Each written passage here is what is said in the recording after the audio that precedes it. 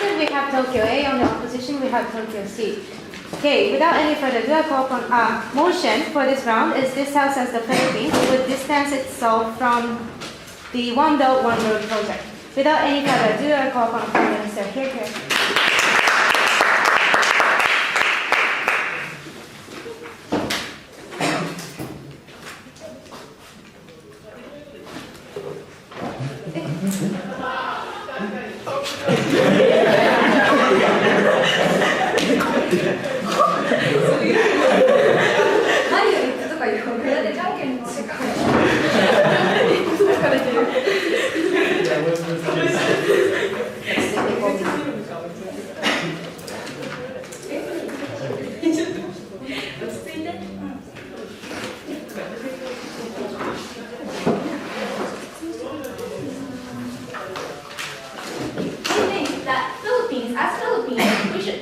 Ourselves from China's One Belt, One Road policy, especially because China, which is already an enemy in the territorial disputes against Philippines, is going to grasp all of the economical benefits, economical bargaining power of Philippines if we join this One Belt, One Road policy. That is why, as Philippines, we should put sovereignty, having sovereignty and safety of the citizens above anything else. And even if, which is not going to happen, but even if this delays a little bit of economical development, we think sovereignty is the most important thing. Basic stance from the government side. Firstly, model is there's not much of a model, but distancing ourselves does not mean that for every 0%, 100% cutting off any negotiation of One Belt, One Road policy. But what we mean is, for example, President Duterte is saying, oh, we're not so willing to join this One Belt, One Road, or is it going to be really beneficial for us, or maybe delaying some negotiation for a long time, right? So showing that we are not willing. So with that being said, I'm going to talk about three things. Firstly, context, the relationship of Philippines and China in the status quo, and secondly, why Philippines should put sovereignty over economical development prioritization, and thirdly, I'm going to talk about the harm of One Belt, One Road policy if we join, and even if we join, it is not going to be beneficial for Philippines economy in any way. So the context, Philippines and China, as you all know have a territorial dispute. In the three islands, China is already building their own islands, and they are saying publicly that they have this 9-line presentation that says, which is officially Philippines ocean, but China is saying, oh, this is our ocean and this is the line we draw, and because we drew that line, we're okay to send ships to that line. Recently, the Chinese ship already came very near the Philippines island, so you can actually see Chinese ship. So it is already a very dangerous situation for Philippine people. And even if this tribunal on the seas is telling China and putting a lot of pressure to say, oh, this 9-dash line is so illegitimate, but China still doesn't listen, right? And also China is already militarily strong, and it's a big country against Philippines. Philippines already in the less strong position. So now if we join One Belt policy, then economically it will be more stronger than Philippines, which I'll explain later. So why this economical why even if we have economic ties, China's strong attitude is not going to change, because China right now has Xi Jinping, which is recently the most hard stance that China has. So he has to show his strong attitude, and he has taken a stronger stance compared to any other leader in the recent. So that is why you will not get any compromisation, even if we have this economic ties. So, for example, Korea and Japan, or China and Japan, has territorial dispute, but has a great economic tie between each other. Why, in this case, territorial dispute and economic relation has been independent of each other? Because Japan and Korea are more or less the same level country. It's not one is not much bigger or much militarily stronger than the other. But China and Philippines, when you compare the development, the money they have, the military things they have, is totally different. When China becomes hostile toward Philippines, as one country, Philippines cannot fight back against China. Right? So more than anything, why Philippines should put a lot of strength on sovereignty more than economic development? Because many reasons. Because if you let China be strong and take your sovereignty, then it's not going to stop just on these islands, right? China is going to infringe more and more. So if, for example, when you let China come into your country economically, then they are actually going to use your resources for China's purposes. So they will invest in infrastructure, but those infrastructure will be used by Chinese corporations. So it is not going to and also you will be forced to change, for example, example, the routes of the ships that you're going to send for like trades, because China is controlling them and they're more stronger. But also militarily, you're going to have Chinese ships come daily into your like own ocean, and that is like that makes fear for the citizens. And also, like, there will be environmental pollution, but more importantly, like, they will have military practices near the Philippine Ocean. And already, America is having, like, 7th Fleet. Their ships are coming. So, like, on a daily basis, Chinese ship, American ship, it's like a very high tension in the situation, right? And when these two ships or when these two countries get too close to each other and they have a high possibility to have a international collision, then the harm, when they fire against each other, for example, the people who get harmed are the Philippine people, and also the Philippine seas are going to get the damage, right? But also, like okay. Moving on to my another point about what kind of harm will be brought by taking this One Belt, One Road policy. This is going to threaten Philippine sovereignty because, for example, when you join this policy, China's investment will come into your country, and you will need their investment to come continuously once you join. So that is why you're going to be so dependent upon China. It is what is happening in an African country. So if after you join, it is too late to say, oh, China is taking our sovereignty, so we want to drop out. You cannot say that. So this is decreasing your negotiation power. For example, Cambodia, for example, is already dependent on China because they're so even if they make a dam on Mekong River and infringing your Mekong River rights, they cannot fight back against it. They cannot say strongly that you have to stop because investment will stop, right? So that's why they have to obey China on ASEAN discussions also. And also for China, the important thing is having Philippines join at the point when they do this One Belt, One Road policy so that other countries can trust China and join more. So after this One Belt, One Road policy is already running, even if Philippines drops out, it is not such a big damage to China. So the only time we have negotiating power is right now, before China's One Belt, One Road policy gets on the road, right? And also One Belt, One Road policy is especially bad because it necessarily involves infrastructure or developing this place. So China will have rights to economically important places or militarily important places. For example, in Sri Lanka, China had made a port, invested into the port, but after Sri Lanka failed to pay back the money that was used to make this port, China actually got the right to use it for 99 years. This is sovereignty being infringed, right? And this is especially likely to happen also in Philippines because Philippines does not have a lot of money to pay back to make such a large port by themselves. That means they cannot pay back to China because they don't have a very highly paying domestic industry, and they are just very busy helping the most poor people by AIDS, right? So that's obviously. So that is why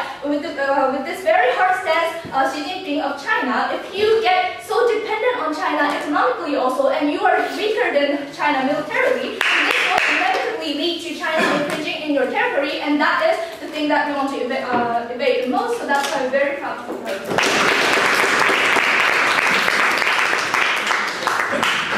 Thank you, Prime Minister. Next, I'd like to call upon the Leader of the Opposition, Keke.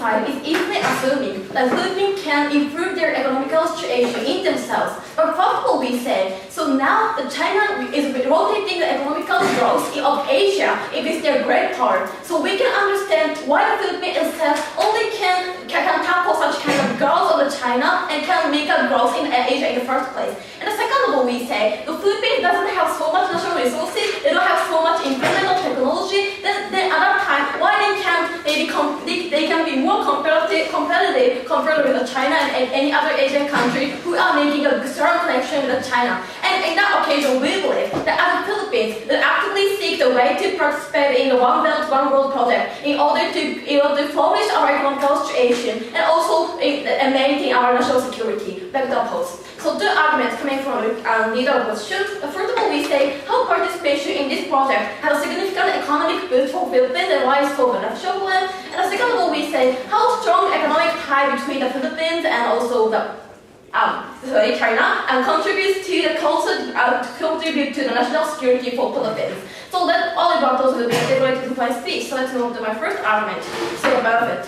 So yeah, they're easily assuming the Philippines can flourish their economic situation in Asia outright. On the other hand, we say so we have to clarify what is the significance of China in Asia and the status quo. In the first place, we say so China has a really great growth of power, not only maybe in Asia, but also in the world, right? So they now have a really good GDP, and also they are maybe managing the AI in Asia and rotating the economical situation, business in Asia, right? So and also maybe many Chinese tourists are maybe making such kind of any country tourism more flourish, right? In that sense, such kind of power of the China economically, not economically, but also any kind of space is really strong, not only in Asia, right? So it means now in Asia we cannot rotate our economical growth without China right now. And second of all, we say that Asian countries, for example, Vietnam, Malaysia, any other countries are making a strong connection between the China and Asian countries, right? So this is and also such kind of strong tie is contributing the growth of the Asian countries. How? For example, China is now investing so much money, so much with the technology, developed technology to the maybe Vietnam and Malaysia, maybe for example bullet trains or for any kind of infrastructure. In that sense, so such kind of Asian countries are now really supporting and really having a trust to the China because they can get the benefit from China, right? In that sense, that kind of situation that China is rotating cannot be changeable in a status quo. So in that sense, what happens if Philippines will not obtain such kind of One Belt, One Road project? So I have many analysis here, but before, yes, So we're not saying we're stopping trade with China, but we just want to opt out of that One Belt, One Road. What kind of projects do you propose China is going to instill in the Philippines on your side of the house? Okay, so we have to qualify. So now China is really have incentive to glorify such kind of One Belt, One Road project. It means if Philippines will reject such kind of obtaining such kind of project, maybe the China can easily think, they have no incentive to maybe have connection between China. They have no incentive to contribute to China because China is one of the profit seeker like Philippines. What they are talking about, right? It means China will have such kind of anti-positivity and they can get a big benefit compared with the situation the Philippines will obtain such kind of project, right? So the double benefit they can get and thanks to this project. The first of all, we say maybe if the Philippines will obtain such kind of obtain the project, so China will maybe import a lot of products and made in the Philippines in the first place because maybe in the economical group maybe such each country will make more and more trading and making the taxation more less and that's right. In that sense, maybe such products made in Philippines can be sold not only in China but also in any Asian country who are entering such kind of product, right? So maybe in that sense, many companies will obtain such kind of China in Philippines. Also, many jobs can be improved in China, and also it means such kind of the Filipino business can be improved and achieve such kind of economical growth, right? And the second one we say is investing in technology because now China is investing a lot of developed technology to the Asia because they know if that states who are making a trade between China and other countries, it doesn't develop so much, and then such countries doesn't have capacity to buy the products made in China, right? In that sense, this is why China has sustainable incentive to contribute the growth of the other Asian countries for their benefit, right? In that sense, if such developed technology can be imported thanks to the good connection. In that sense, so we can develop maybe infrastructure in the Philippines. Also, we can have develop technology and then make other growth in any economical competition, and we can have a more and more profit thanks to the developed technology. And furthermore, we say we say human resources, because if we have a good connection, and then China will have incentive to maybe import the good human resources to Philippines in order to let Philippines to grow up more and more in the first place. And also, maybe the many Philippine people will go into the China in order to know the good know-how, and also in order to get a good sense. In that sense, so such kind of people who are studying in China can also contribute to growth. And also such kind of good connection, if such kind of Asian country can have a good connection with the other Asian states, so maybe understand the score, Philippines is being against China at some level. In that sense, so this is why the other Asian country will be against such kind of, will be against the Philippines, because they want to protect the trust by China, right? In that sense, but they can maybe get along with each other, and we can polish the trade between the Asian countries. Also, they can protect the national security. But for the national security aspect, so yes, so if we have a good strong connection between China and Philippines, and in the first place, so the China we can easily think, oh, I have a good economical connection, I can get the benefit from the Philippines. So if I attack Philippines, we cannot get a benefit from Philippines anymore. So they lose their incentive to attack Philippines in the first place. And furthermore, we say, so if that Philippines will obtain such kind of project, and China will attack the Philippines, in that case, any country who are obtaining the project, we can easily think, oh, I can be attacked easily, I will be contributing the growth of the China, but in that many countries will lose the trust and finally cannot get our way. So I will have to oppose this motion.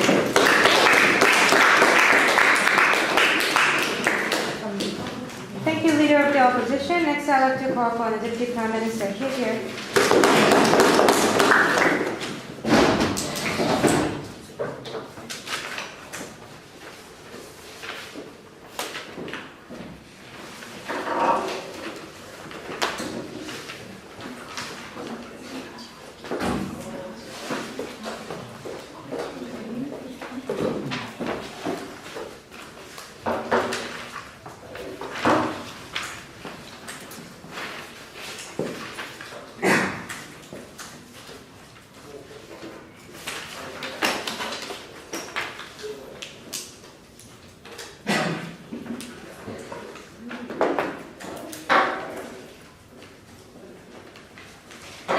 There are two things the opposition needs to prove in order to win this debate. The first is that one belt, one road is good for Philippines development, and second is that the political harms and the security harms that accrue as a result of coming closer to China either do not exist or are less important than the benefits accrued from development. Let's examine these one by one. So firstly, let's look at development. Because we don't think that government side really told us what kind of development the Philippines really needs. Because if you look at what the Philippines is like right now, we don't think that the Philippines can get the kind of development that the One Belt, One Road policy actually provides. The Philippines does not have any resources, does not have any lakes of the kind that One Belt, One Road can build huge dams over, does not have the kind of factories or the capability to build factories that the One Belt, One Road policy is so good for, which means that the main development strategy for the Philippines right now is to export people. So the Philippines has a lot of young people and populace which it exports to countries not just China, but also to countries like Japan, to Hong Kong, to the United States, who act as nurses or rather high-paying individuals and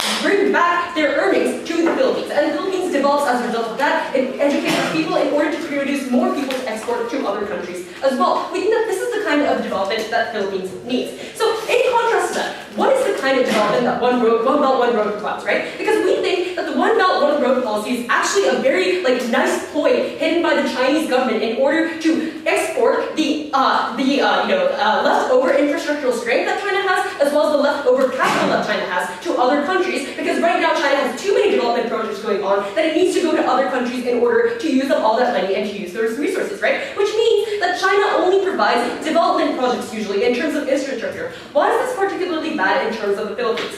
First Firstly, because this only uses Chinese corporations and Chinese people. We think that this is particularly bad because this does not trickle down to the Philippines people, right? When China builds ports in Africa and also in Sri Lanka, it only uses Chinese corporations. It exports those abroad, it exports the Chinese people abroad too, and creates Chinese towns within those places to gradually eat up the kind of countries that they're facing. So that means this doesn't benefit the Philippines people. But secondly, these infrastructure projects, even if they do exist, have very shoddy workmanship, right? They're not built as well, for example, as infrastructure projects that are done by Japanese corporations or, for example, American corporations, which, to note, do already exist in the status quo and are pretty prevalent in there as well. Now, we agree that they're not mutually exclusive with Chinese projects, but we think there's only a number of dams and a number of infrastructure projects that you want, so we don't think that it's really necessary to have these as well, right? But the third and more important thing is that these don't have environmental evaluation, right? Which means that these infrastructure projects are going to be extremely unsustainable and extremely harmful to the surrounding people.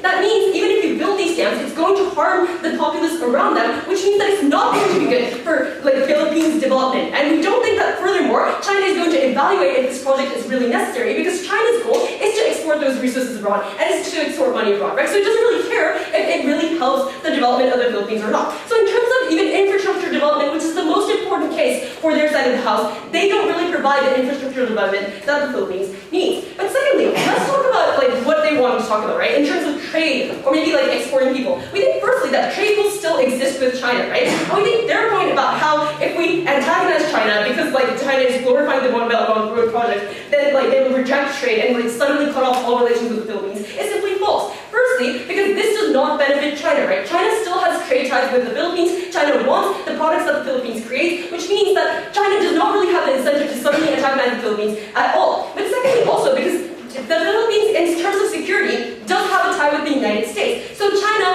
because it's competing with the United States in the Southeast Asian area, doesn't want the Philippines to completely fall away to the United States because it wants the Philippines support as well in some cases. Which means that it's completely not in China's interest to, just because the Philippines cuts off the One Belt One Road project to some extent, suddenly cut off all trade and all development with China, which means that their harms do not really happen. But I think it's worse on their side of the house because you cannot drop out later. And Mina clearly told you this, right? If you enter the One Belt One Road project once and these infrastructure projects begin to be built, we think that you are less able to opt out because these things are already created to some extent, and therefore you already, Chinese corporations have already invested, and at the point at which you can't pay back those things, then it's really hard for you to say, oh wait, no, we didn't really want that anymore, and back out of it, right? We don't think that's how politics works, and we don't think it's possible, which means that if you want to drop out later, it's extremely harmful, which means that if you want to drop out, or if you want to wait a little for the One Belt One Road policy, then right now is the best time to do so, right? Let's talk next about trade, right? Because they said that if you enter the region, the One Belt One Road region with China, then you will have extreme trade benefits because everyone's going to be nice and drop tariffs and stuff, right? Firstly, we don't think the Philippines is going to benefit off of this. The reason being that the kind of exports that the Philippines makes is already it does not really have that high, as I said, additional value, which means that they compete with the products that are created within China, which means that even if you enter a zero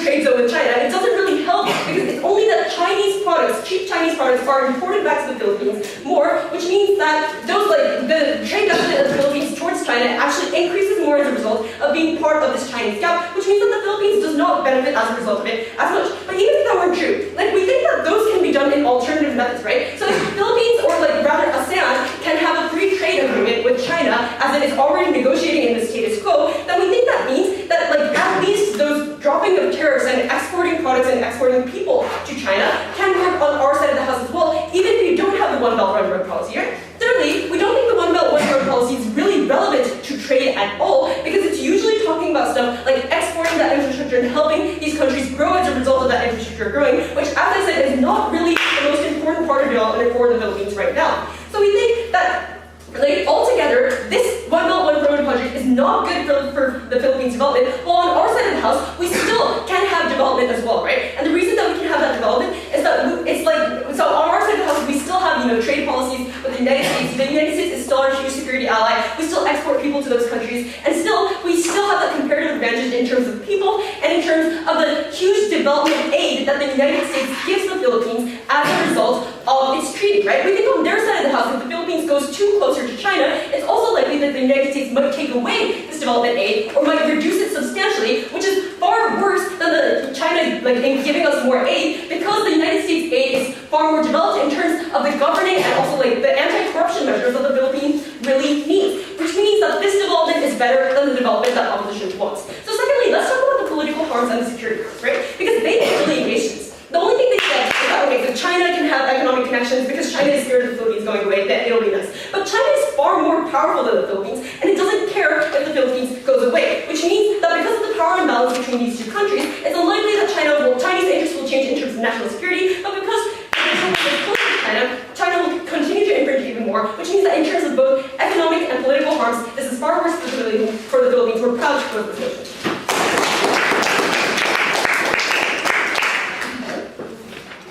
Thank you, Deputy Prime Minister. Next, I'd like to call upon the Deputy Leader of the Opposition, KK.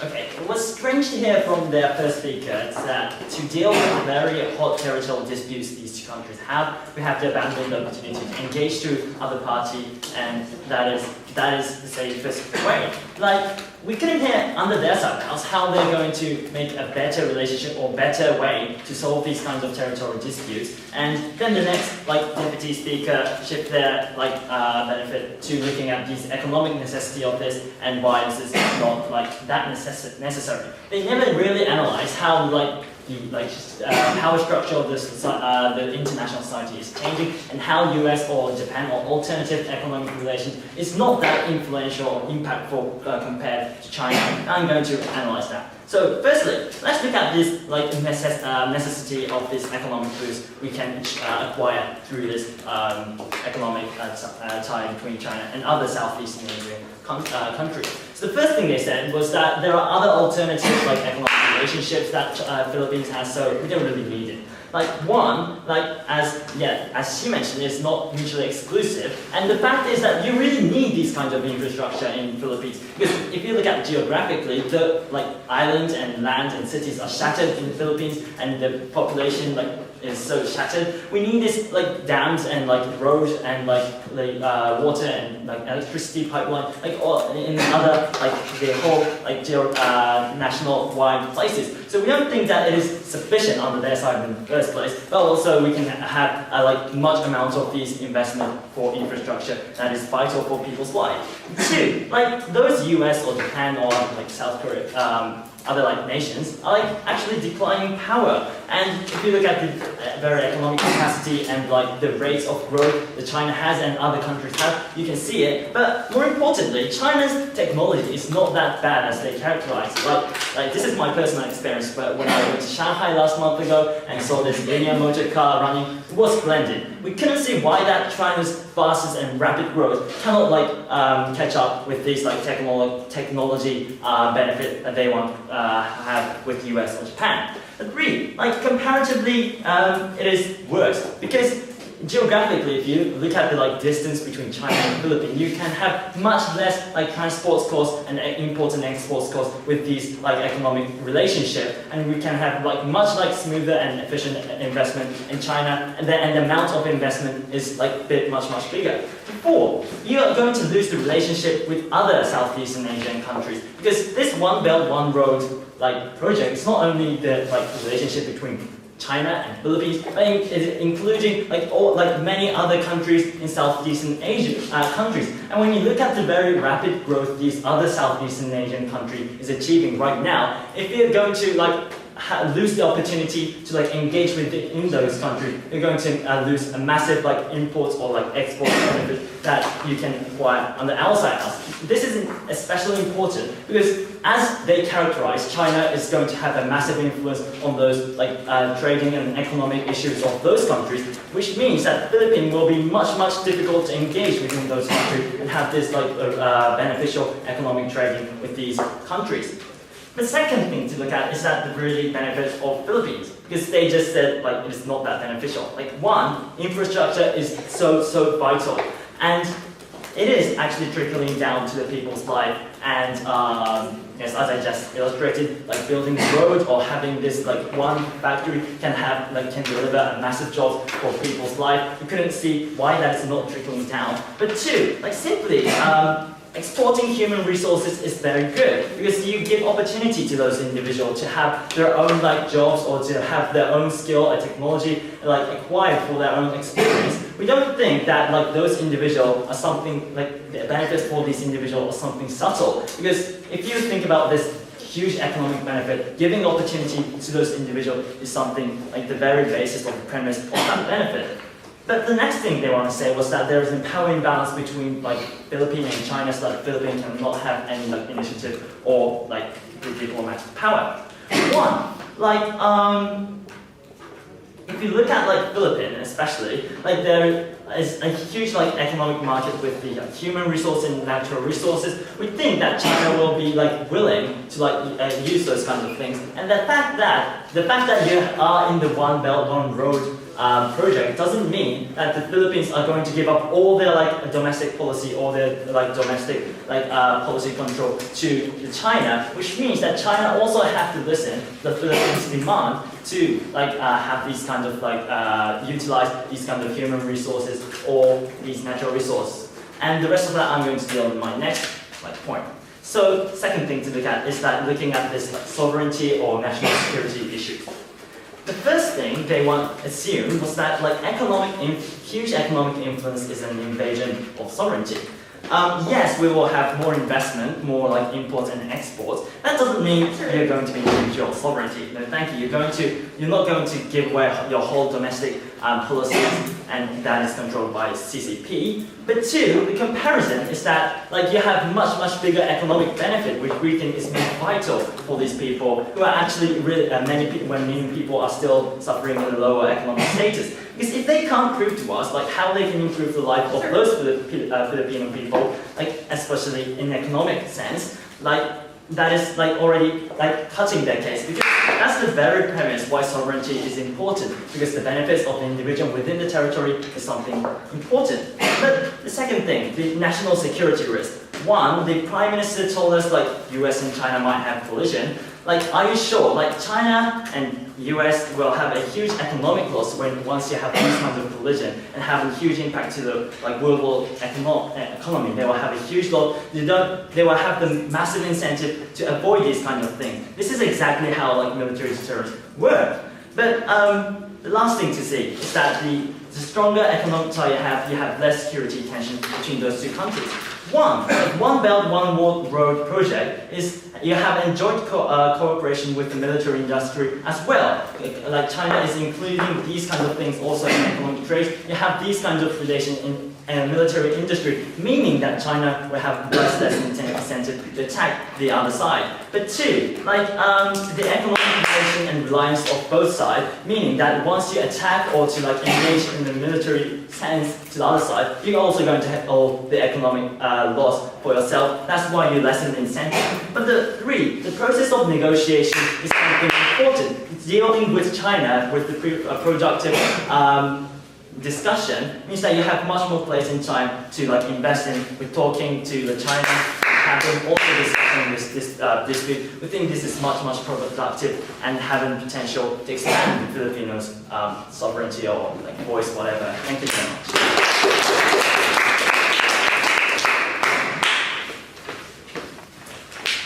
Thank you, Deputy Leader of the Opposition. Next, I'd like to call upon a government whip. Here.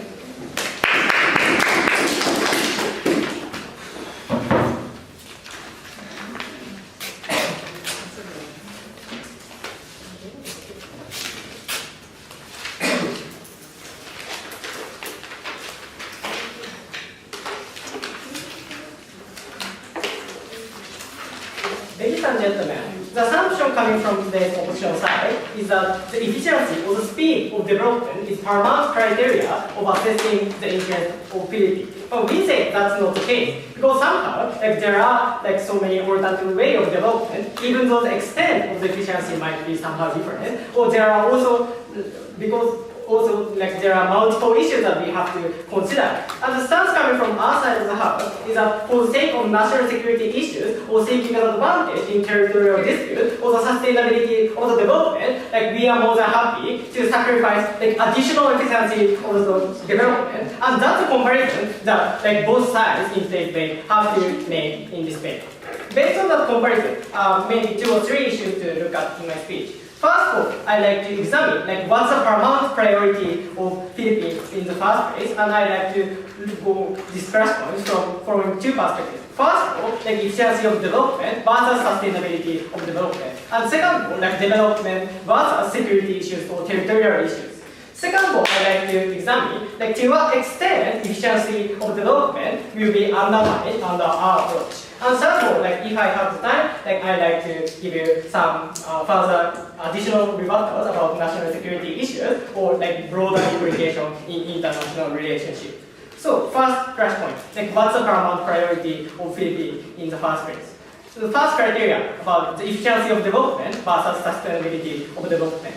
2 reasons why we have to consider sustainability rather than efficiency. The first reason is that if we prioritize efficiency of development too much, that sacrifices the interest of citizens during development project. For example, presumably under the investment by China, it's more likely that environmental problem or very exploitative labor standard is dominant compared to the investment done by United States of America, because in China, even in China, those kind of programs are not considered enough. But the second reason why we have to prioritize sustainability over the efficiency is because they themselves concede that Philippines doesn't have so much natural resources. On that occasion, the kind of development that Philippines has to see is for example, the encouragement of the industry that doesn't depend so much upon the existence of natural resources or those sort of things. And rather, for example, educational program, for example, the promotion of exchange students who major in IT skills, or those sort of things are more important for,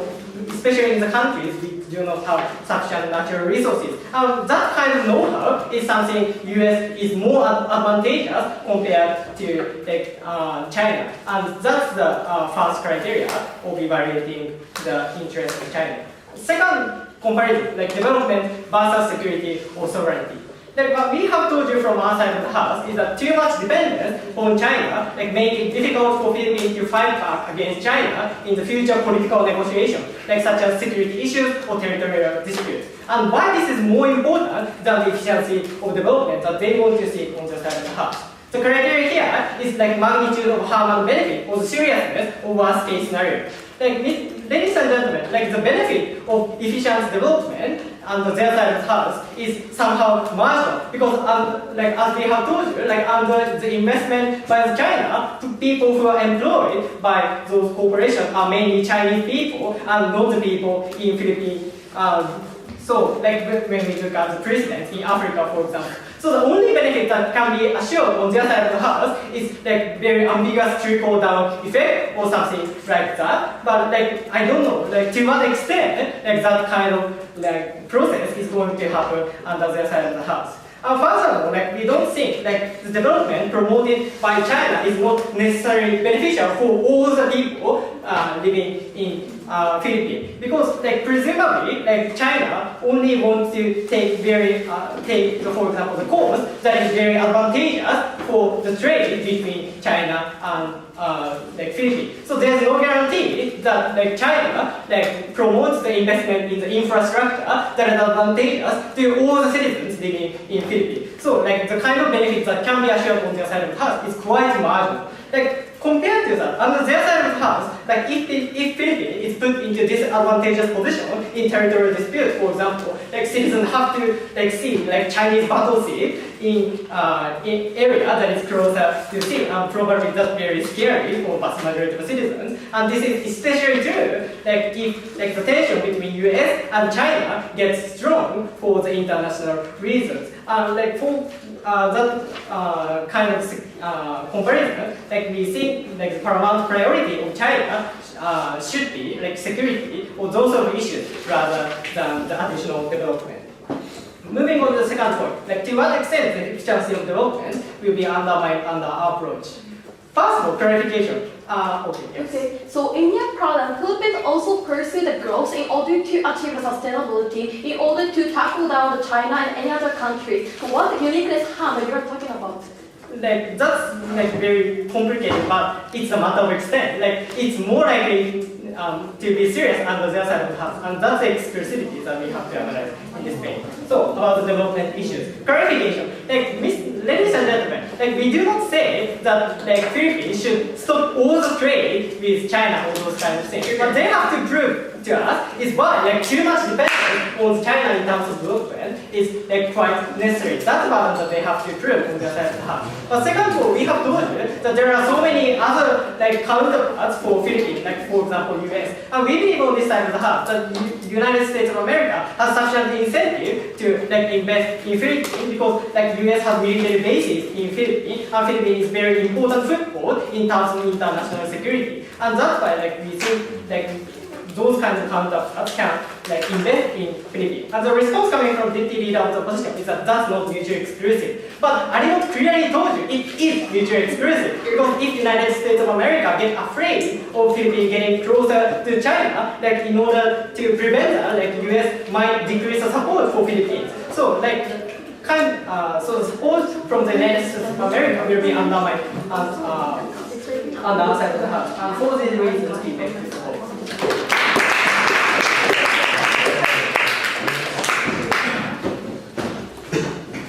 Thank you, Government Whip. Next, I'd like to call upon our opposition whip. Here.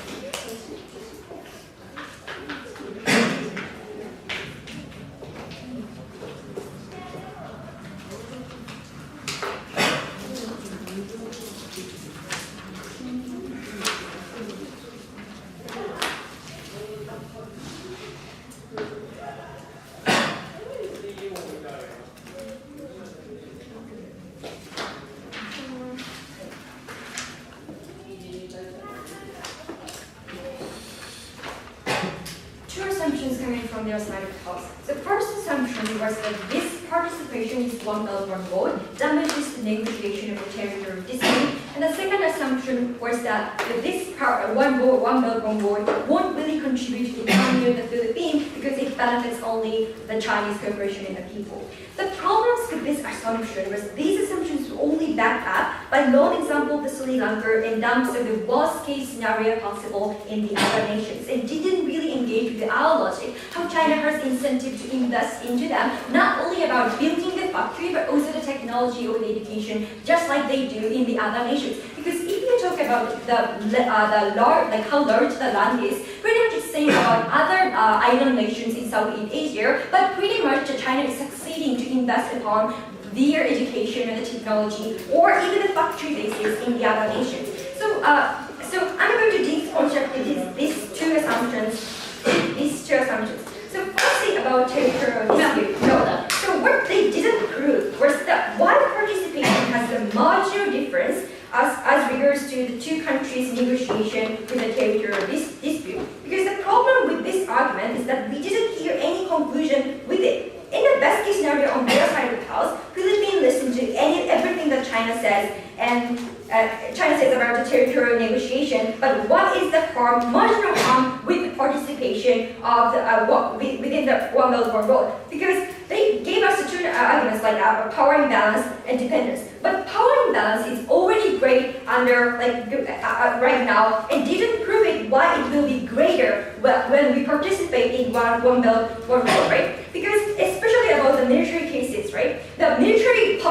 between the Philippines and China is already great, and we don't think the Philippines has the power to overturn it, no matter how we participate or do not participate in there, right? But still, even if it has sort of a greater power imbalance, the thing is that really power imbalance doesn't really have anything to do with the territorial dispute. Because think about it, Japan has relatively better power imbalance with China, but Japan still cannot refuse the Chinese takeover of the islands in Japan Sea. So the thing is that political power has nothing to do with the territorial dispute, but rather how China is determined to take the islands will not change regardless of the power imbalance. But the second argument is for the dependence, right? But dependence, what they didn't prove was does independence help the negotiation to begin with? We believe even if the Philippines is somehow independent with the impact of the China, as they admitted, the Philippines still has trade with China, and they didn't tell us how they are going to have better negotiation skills with it. Because the thing is, if they are unwilling to participate in, for example, negotiation of the One Belt One Road, this unwillingness shows to China how Philippines is hostile to the Chinese policy, how Philippines is unwilling to tie with the China, and unwilling to cooperate with China even in economic issues. So China will not trust the Philippines in even the economic issues and also political issues. So the thing is rather was under their side of the house. But the thing is, we believe that Philippines, politics and economy should be two divided issues, and we believe this is good for Philippines to give up, for example, somewhat part of the territorial issues and focusing upon the tie with China. But the important issue on our side of the house, how One Belt One Road contribute to the Philippines economy. So let's go to the second argument, how this contributes to the economy of the Philippines. So they say, we have the trade and we have the alternative like United States, so there's no necessity to go into the One Belt One Road. But the thing is, for example, when the public policy supports cooperation to go into the investment in the other nations, it relates with, for example, investment help or the financial subsidy with it, or how they can reduce the tariff to go into or to sell or import and export the subsidies or the product, right? And we believe the good cooperation prioritize go into the other countries, which they do have that kind of tariffs and support with China and greater infrastructures. They say infrastructure is only occupied by Chinese corporation, but infrastructure is something public asset, and we don't think that is a realistic analysis. But still, even if China uses it, it means the other nation's GDP capita is still going up due to thanks to the productivity of Chinese corporation, and Chinese corporation pay the taxes at least to the Philippines government because they are producing that product inside the Philippines lands, right? But we believe also that thank you. And even also, Philippines would be in worst case scenario isolated, but in best case scenario have significant relative disadvantage towards the other nations, because Iran's long-time planned project, the China is going to produce the One Belt One Road product in China, and we believe China now seek to fund economic hegemony in the Southeast Asian nations, right? And Philippines distant from this kind of plan, other nations are fascinated with that kind of plans, and even if United States are there, we believe the other nations are going to have the relative advantage with the Philippines inside as regards to GDP or so on and so forth. Yes. So please be comparative. If the Philippines feels indebted to China as a result of the One Belt One Road policy, that is the point at which China feels empowered to invade even further into the Philippines sovereignty and harm the Philippines even more. I don't get it, because the greater economic ties necessarily means that you have greater relationship with it, and to take away the sovereignty because we have the great economic ties is not true. We believe the greater economic ties means rather that China will be more catered to what Philippines needs to do, because if China has attitude is so hostile and offensive, the One Belt One Road plan will not go well in also the other nations, right? And what happens in Philippines, right, is like, for example, the Philippines will be like Eastern Europe nations, who has the relative disadvantage towards the Western European nations, because now they have the relative disadvantage towards the other nations. And we believe even if they do have the alternative like the United States still have to be deprioritized due to the geographical reasons or the geopolitical reasons. We believe whilst the United States have the other partner like Japan or the other European nations, for China, this Philippines is like so geographically close, and the country which can import and export, their relatively cheaper cost and ability to go into and out from that country is relatively easier. For all those reasons, we believe there's no significant harm by participating in the country and not have to care about that kind of concerns. That's why we oppose this motion. Thank you.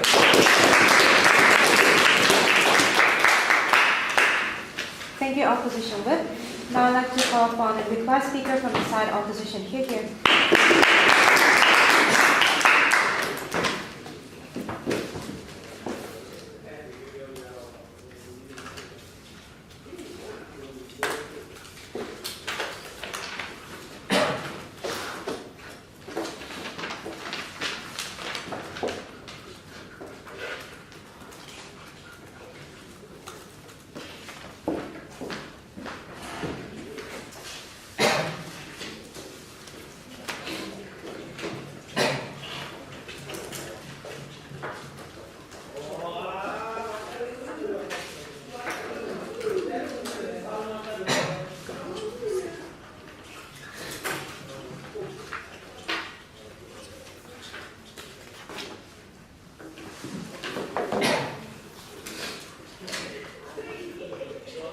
The first question I want to ask is that which side could better cater to the needs of people with economic ties within the international relationship? Because the premise here is that Philippines is not an island like existing in the USA. It is located in Asia and surrounded by all the other Southeastern Asian countries. And the fact is that there is a massive room to expand the cap of investment in the future economic race when you see these rapid development happening in other Southeastern Asian countries and China compared to USA. So their government will try to lay out the standard that we have to care about the worst case scenario.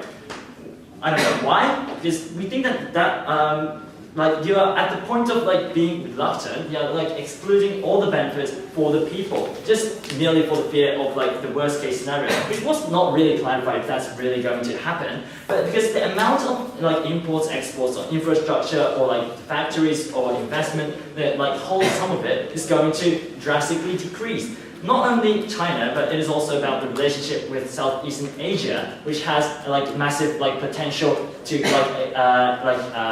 expand its economic capacity in the near future. And the fact is that you can have much more trade and economic ties, having and much more supplies and demand within the Filipino market and industry. You think you're going to have less chance of it under your side of the house. They said that they're just being reluctant and that they're not rejecting this project. And maybe we can join it in the maybe long term.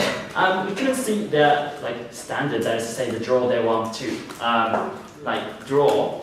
But we would say that you're only going to antagonize China and going to lose your chance to maybe join the project or just lose your chance to develop and acquire those benefits right now. The second thing to say is that they wanted to clarify this risk of harm when you have these kinds of massive investment from China, things like environmental destruction, exploitation. They never told us why it was so exclusively bad. That is, say, why does Filipino government have much better labor standard or environmental policy in the first place? They were never comparative. At that point, we think that the government's the point of government is that the Philippines cannot opt out, so they're going to be pressurized. Compared to us, you cannot opt in the first place. So the premise here was that they cannot opt out because you're going to lose the investment from China. But that was a false calculation characterized by the Prime Minister. Because the comparison here is that the calculation for the Filipino government is that if you want to opt out, you're going to lose the investment now. But what you compare is that you're going to have no investment at all in the first place. So that is to say, your calculation to opt out when you have an uncomfortable situation is a very easy choice in the very first place. And the fact that you mustn't forget is that these kinds of market within Asia is getting bigger and bigger, and the future potential to explode your economic capacity is much bigger on our side of the house. And this was vital for the people in the Philippines, where still many people who are suffering in poverty. The second question I want to ask is this national security that they want to protect. Firstly, their only logic was that economic ties means that China has more reason to invade further.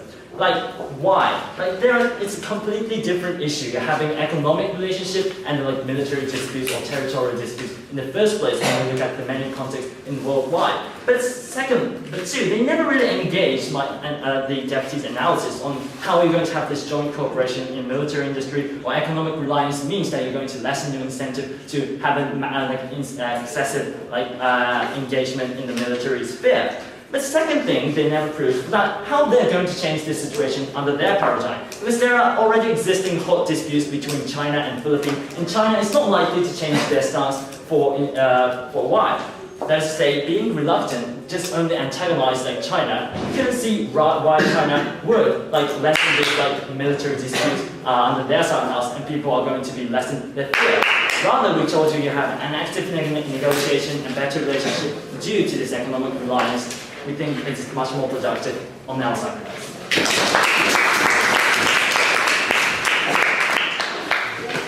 Thank you, opposition reply. Lastly, I'd like to welcome reply speaker from the side government. Here. Let's look at what the One Belt, One Road project is. It's a state-sponsored project which involves state-owned enterprises, which implies political benefits and stronger ties with China. Let's look at the economic ties that this creates based on that. So opposition's main line of argumentation was that the One Belt, One Road policy would lead to more investment, which would lead to an increase of exports for the Philippines, which would lead to the Philippines becoming richer and developing, right? Let's say why this is wrong. So firstly, we told you that the type of investment that the One Belt, One Road policy implies for the Philippines is particularly bad. Because one, it's not suited for the Philippines in that it's mainly based on infrastructure because China wants to use it as an export tool. Two, we told you that it's bad because it's not sustainable, i.e. because China doesn't really care about sustainability, doesn't care about environmental standards, and also because the only reason that it wants to invest is because it wants to export its tools outside. But three, we also told you that this infrastructure is not very well built, and even to the extent that it was well built, well, it doesn't really benefit Philippines at the point at which the Philippines doesn't even really want this. But let's talk about their best case scenario, because they said that this would be more based on education or teaching or technology, which we don't think they really proved. Why? Because at the point at which the One Belt, One Road policy is kind of framed and created as an infrastructure exporting project, we don't think they really explained that. But furthermore, they didn't really explain why the state-owned enterprises that China is exporting outside can really do this. And also, they didn't really explain how this education is going to work, why this is going to benefit the Philippines. We told you that this was bad because it comes at the expense of other investments, right? We told you firstly because of the perception that the Philippines is growing closer to China, the United States and other Western liberal democracies were likely to see the Philippines as becoming less aligned to their interests and therefore pull out. But we told you secondly, more importantly, from Mina, that because China of the One Belt, One Road policy would crowd out the benefits that other countries could give to those countries, then it would be more likely that this kind of investment would be so monolithic and so dependent on China that it wouldn't be the kind of development that the Philippines really wanted. So if the Philippines really wants to develop through exporting its people, we don't think that their One Belt, One Road policy achieved that. So we think at best there's little change in development on both sides of the house, and we think furthermore that they do it far worse on their side. But second, we think that their consideration of the security and sovereignty issue was far, far limited from what we expected from their debates. So we think that this is important because when the One Belt, One Road project is state-sponsored, it is inextricable with state policies and it's inextricable with diplomacy, which means that if you have the One Belt, One Road policy, it's easy for China to say, okay, we'll take away the infrastructure that we made, we'll dismantle it one by one, at the point at which your people are dependent on that infrastructure.